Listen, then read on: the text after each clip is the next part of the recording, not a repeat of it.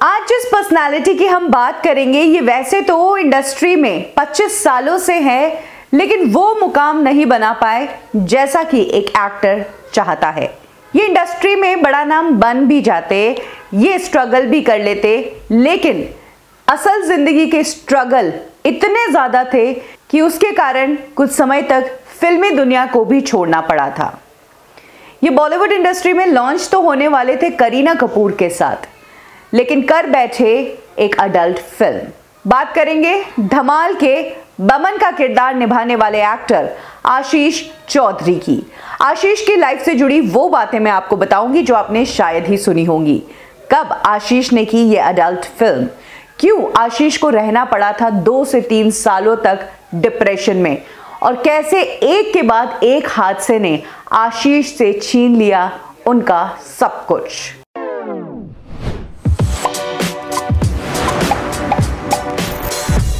आशीष चौधरी गुवाहाटी से बिलोंग करते हैं, हालांकि पले बड़े वो मुंबई में ही थे।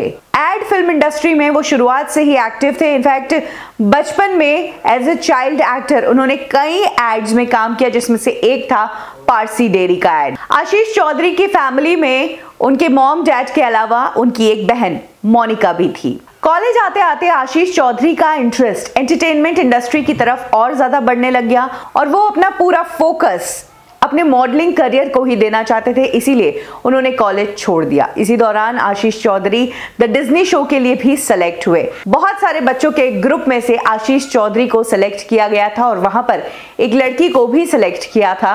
वो लड़की आगे जाकर बनी आशीष की वाइफ स्मिता भंगारगी, जिन्हें हम लंदन वाले रामजी फिल्म में देख चुके हैं। इसके अलावा वो मॉडलिंग भी कर चुकी है।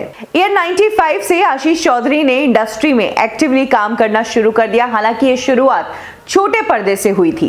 बतौर एक्टर 18 साल की उम्र में आशीष चौधरी ने अपना पहला टीवी सीरियल किया जो बना रहे थे विक्रम भट्ट। इस सीरियल का नाम था अपने जैसे टाइप्स। लेकिन इसके बाद टीवी इंडस्ट्री में ना कोई सपोर्ट था और ना ही कोई जान पहचान थी, इसीलिए आशीष चौधरी ने उस टाइम एक जॉब पकड़ ली।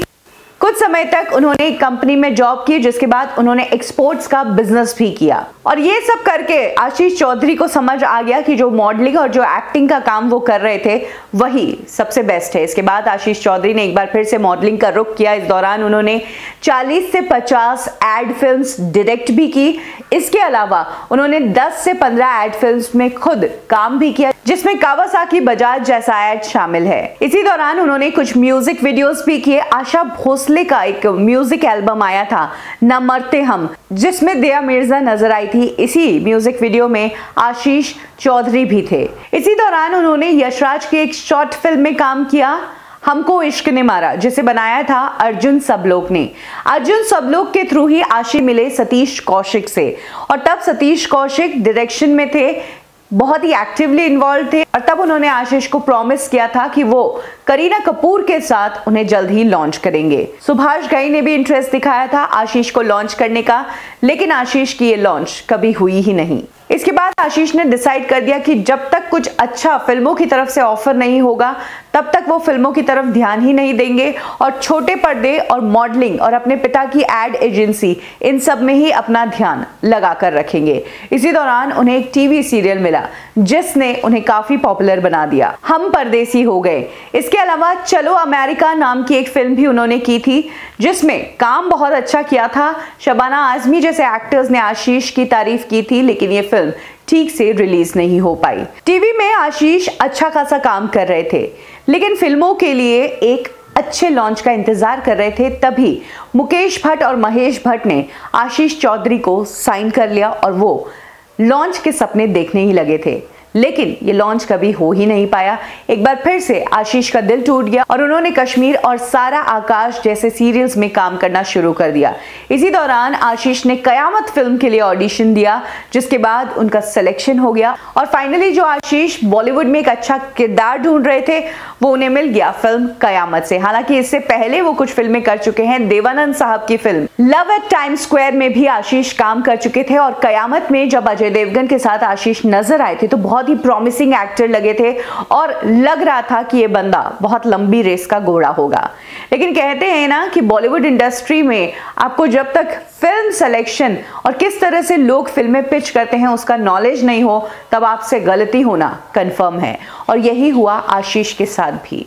जब करियर टेक ऑफ हुआ ही था और उड़ान भरना शुरू किया ही था, तभी उन्होंने एक ऐसी फिल्म साइन कर दी जिसकी स्टोरी उन्हें न तो पता थी और ना ही उनमें इतनी समझ थी कि उन्हें ये फिल्म करनी चाहिए या नहीं।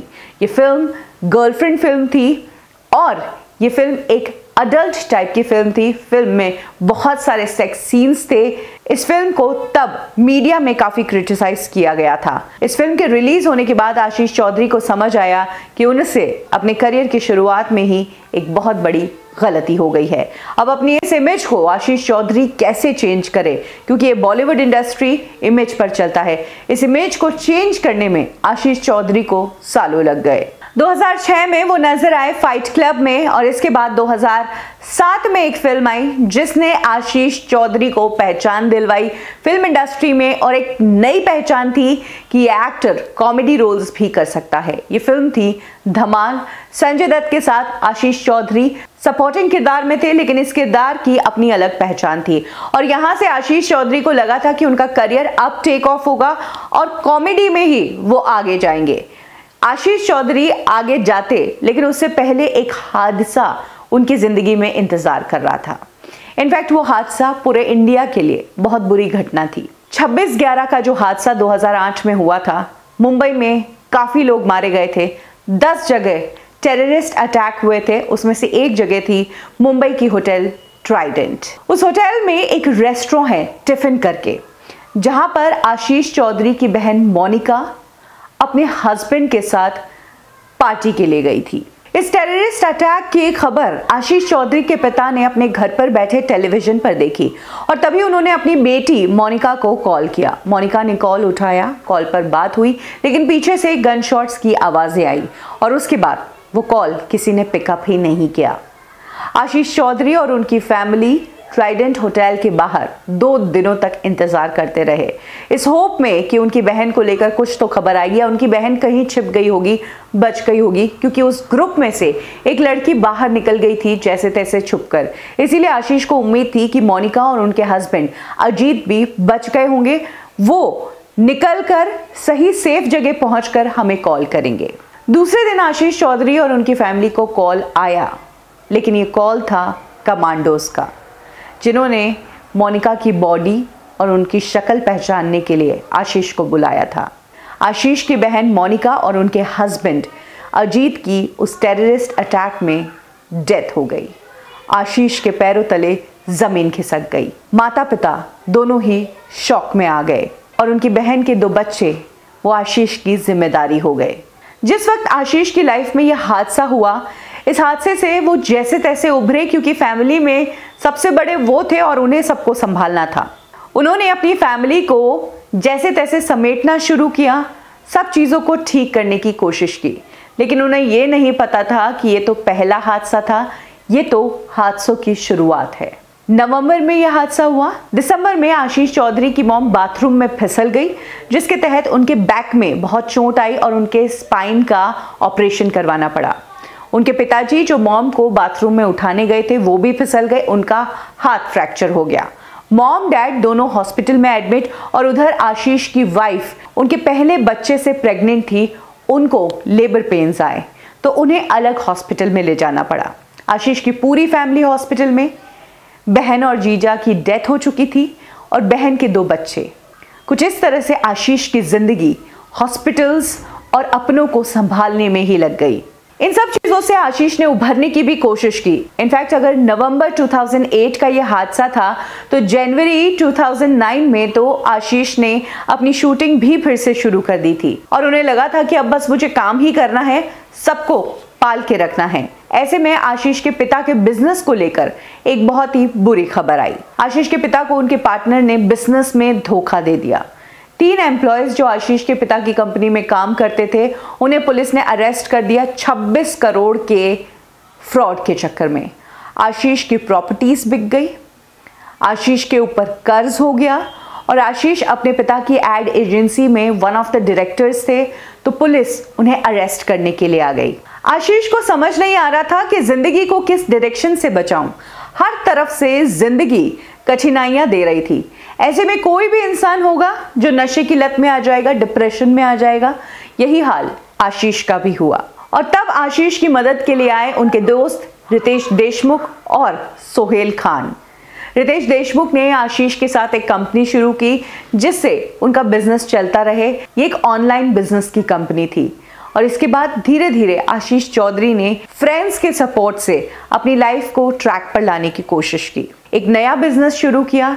उन्होंने अपनी एक सिक्योरिटी कंपनी खोली जो कि बॉलीवुड के सेलिब्रिटीज को सिक्योरिटी सर्विस देती है। इसके बाद जब आशीष चौधरी एक सही लेवल पर आए तो उन्होंने फिर से काम करना शुरू किया और 2011 में नजर आए डबल धमाल में। लेकिन अब फिल्मों में इसके अलावा कोई रोल ही नहीं मिल रहा था, सारे साइडकिक और कॉमिक रोल ही मिल रहे थे। और तब उन्होंने रुख किया टीवी इंडस्ट्री का, जहां पर वो पहले भी बहुत सारा काम कर चुके हैं, और सीरियल किया एक मुट्ठी आसमान। इस सीरियल में आशीष को पसंद किया गया और उनके काम को भी काफी पसंद किया गया। इसके बाद उन्होंने किया सीरियल देव। इस सीरियल में भी उन्हें अच्छा रिस्पॉन्स मिला। आज आशीष एक्टिंग जो है वो शौक के लिए करते हैं। इसके अलावा एक वेल सेटल्ड बिजनेसमैन है, उनकी सिक्योरिटी कंपनी तो चलती ही है, उनकी वाइफ भी काम करती है। इसके अलावा उन्होंने जो अपनी एड एजेंसी है उसको फिर से शुरू कर दिया है। आशीष के एक नहीं, दो नहीं, बल्कि अब 5 बच्चे हैं। 2 बच्चे उनकी बहन के, एक बेटा जो उन्हें तब हुआ था जब उनकी बहन की डेथ हुई ही थी, और उसी के कुछ सालों बाद आशीष को 2 बेटियां हुई ट्विंस के रूप में। डेली सोप्स के अलावा आशीष ने कुछ रियलिटी शोज भी किए। इनफैक्ट खतरों के खिलाड़ी उन्होंने किया था जिसके वो विनर रहे थे। झलक दिखला जा में भी उन्होंने पार्टिसिपेट किया था। आशीष वैसे तो टोटल धमाल में भी आने वाले थे, लेकिन बाद में मेकर्स के साथ उनकी कुछ बात नहीं बनी, इसीलिए एंड टाइम पर आशीष इस फिल्म से हट गए। नो डाउट आशीष चौधरी इस इंडस्ट्री का हिस्सा एक लंबे समय से हैं। उन्होंने कई सारी फिल्मों में भी काम किया, लेकिन वो फिल्में अच्छा बिजनेस नहीं कर पाई, इसीलिए आशीष चौधरी उतने बड़े एक्टर नहीं बन पाए। लेकिन ये बात जरूर है कि एक मीडियोकर सक्सेस के बावजूद उन्होंने इस इंडस्ट्री को छोड़ा नहीं और इतने सालों तक वो इस इंडस्ट्री का हिस्सा बने रहे, बावजूद इसके कि उन्हें जीते जी अपनी जिंदगी में नर्क जैसा वक्त देखने को मिला था। आशीष के लाइफ की ये स्टोरी सुनकर आपको क्या मैसेज मिलता है, क्या कहना है आपका, कमेंट सेक्शन में ज़रूर शेयर कीजिए। कब, क्यों और कैसे में अभी के लिए बस इतना ही। फिर मिलेंगे बॉलीवुड की एक और स्टोरी के साथ। लाइक करें हमारा फेसबुक पेज बॉलीवुड ठिकाना, फॉलो करें हमें इंस्टा पे और सब्सक्राइब करें हमारा यूट्यूब चैनल बॉलीवुड ठिकाना।